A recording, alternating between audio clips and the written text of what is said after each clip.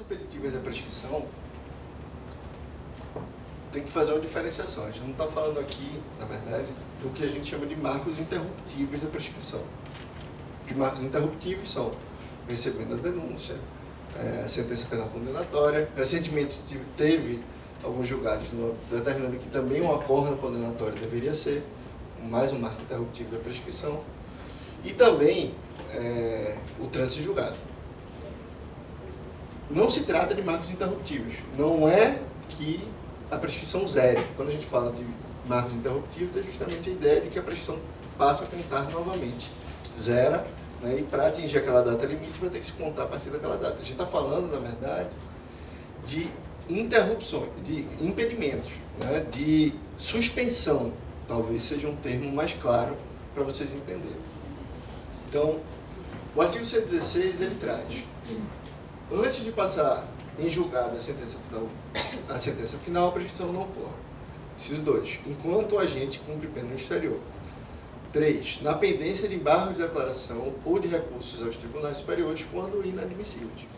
E 4. Enquanto não cumprido ou não rescindido o acordo de não persecução penal. O inciso 3, esse é o inciso 2, na verdade, só teve uma mudança pequena. Trocou-se a palavra estrangeiro pela palavra exterior. No exterior. Então, não acredito que isso vai ter maiores repercussões na aplicabilidade desse dispositivo. Certo? Mas o 3 e o 4, de fato, traz uma novidade significativa. Certo? Ou seja, a prescrição vai se suspender o trânsito normal daquele tempo de prescrição quando, na pendência de embargos de declaração ou de recursos aos tribunais superiores, quando inadmissíveis. Ou seja, teve a sentença penal condenatória, teve o acordo condenatório. Você entra com recurso especial ou recurso extraordinário. Vocês sabem, recurso extraordinário e recurso especial tem requisitos de admissibilidade. Ou seja, esse seu pleito só vai ser apreciado pelo STJ e pelo STF se cumprir com aqueles requisitos estabelecidos em lei. Então, se o tribunal entender que o seu recurso é inadmissível, imediatamente a prescrição da pena vai suspender. Por quê?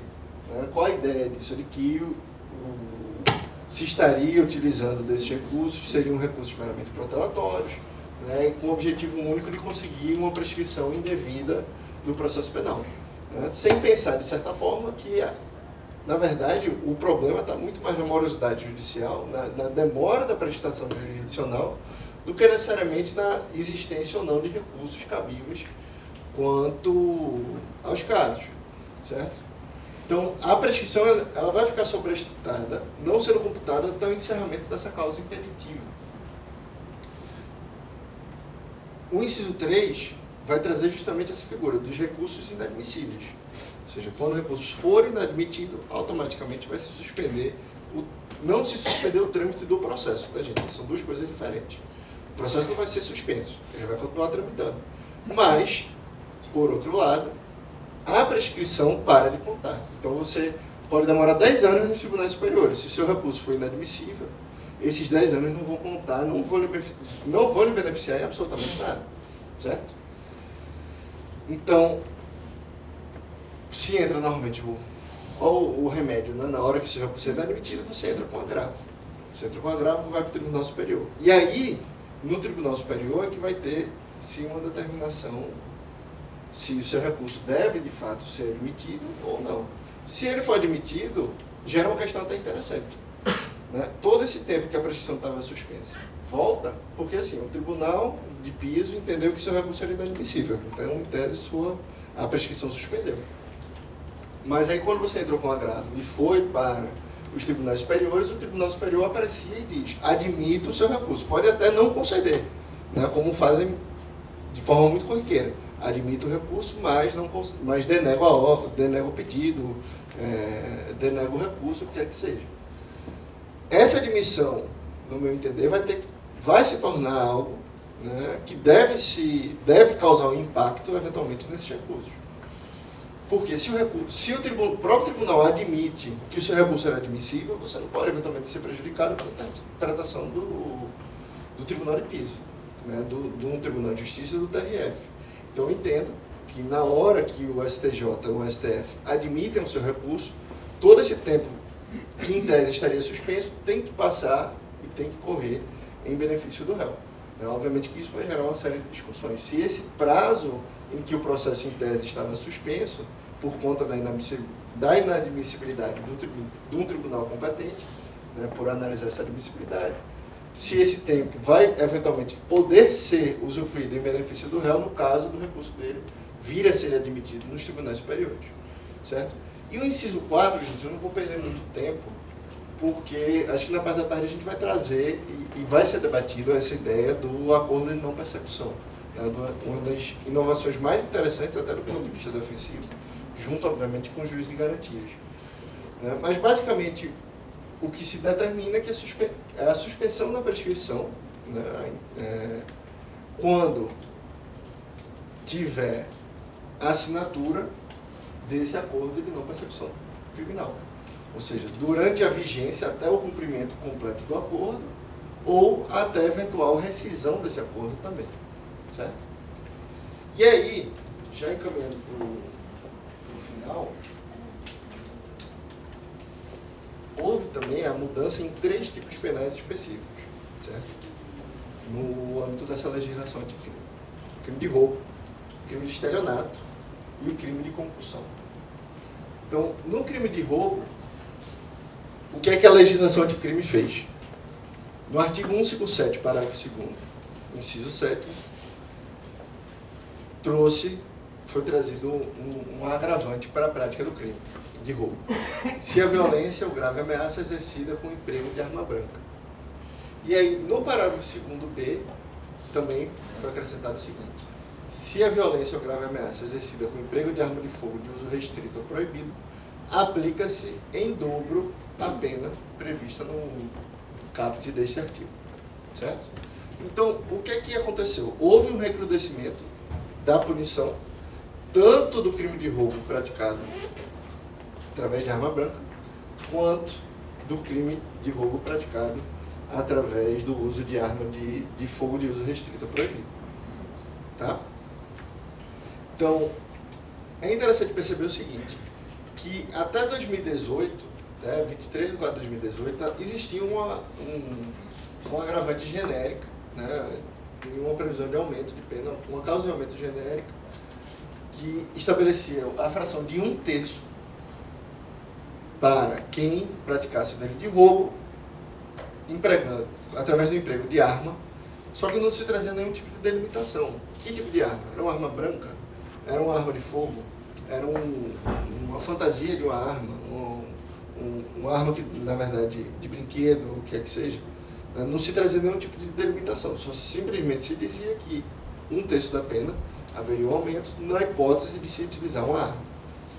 A lei de 2018, a 13654/2018, revogou esse inciso, certo?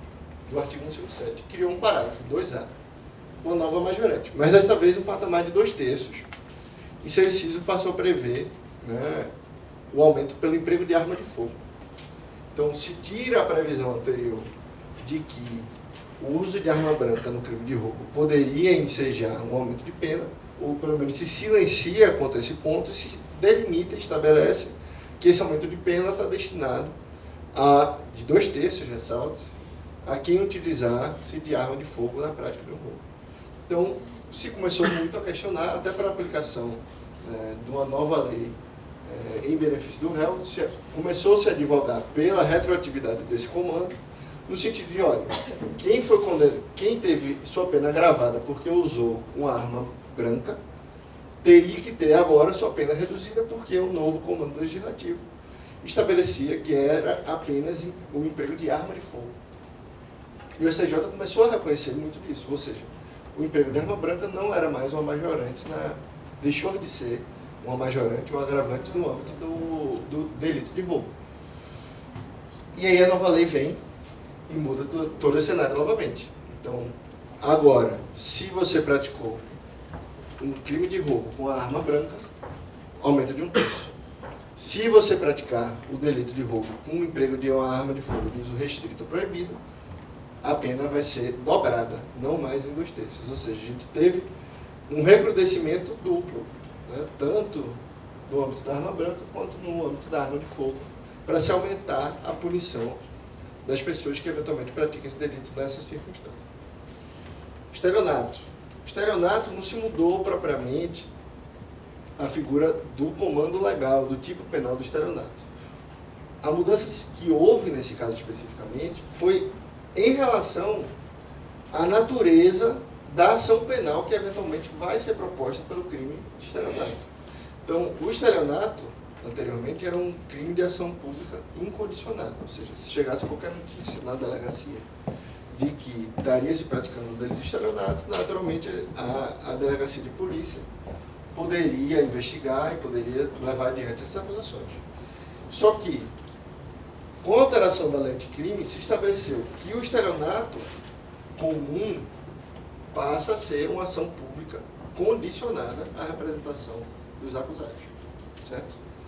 Salvo, e termina-se fazendo isso de forma indireta, né? Ou seja, a ação é pública, se procede mediante representação, salvo se a vítima for. Ou seja, se exige representação para todos os casos, com exceção dos casos que estão listados em lei. Quando a vítima for da administração pública direta ou indireta, criança ou adolescente, pessoa com deficiência mental, ou maior de 70 anos de idade ou incapaz. Então, se altera a dinâmica da ação penal relacionada ao estelionato, certo? Que, por regra, vai ser pública condicionada mediante representação, e, na exceção, vai ser pública condicionada. Isso traz uma repercussão, certo? Principalmente na discussão acerca da retroatividade ou não desse comando legal, porque a maior parte dos estelionatos anteriores foram feitos sem representação. Certo? Por quê? Porque a lei não exigia. Então, em tese, você teria que autorizar, até por ser uma norma que tem um caráter penal, né, você teria que autorizar a retroação desse comando normativo para abarcar todas as condutas de estelionato eventualmente praticadas. Como isso vai ser encarado pela jurisprudência, que a gente vai ter que ver, porque a gente está falando que até mesmo em casos em que houve trânsito em julgado, mesmo assim teria que se haver essa representação ou não. Ou pelo menos se caberia um argumento de que a representação foi inexistente. Então pode ter um resultado sistêmico bem significativo, certo? E nos casos em que ainda não houve trânsito de julgado, eu acho que o próprio Ministério Público trouxe uma solução que parece uma solução razoável, no sentido de intimar a parte, o ofendido, para, num prazo específico, fazer ou não fazer a representação, se assim a entender conveniente. Claro que isso fica muito mais fácil, né, quando ainda não existe uma ação penal, quando ainda está na fase de investigação, mas também na fase de ação penal o juiz pode facilmente intimar o ofendido, a vítima, para que apresente essa representação ou não, certo? Mas nos casos em que já houve trânsito julgado, que já está no arquivo, etc., isso pode trazer um problema mais significativo, pode ser, inclusive, que os tribunais não queiram estender, né? Mas, na teoria, deveria se estender para todos os casos. E, por último, gente, compulsão, certo?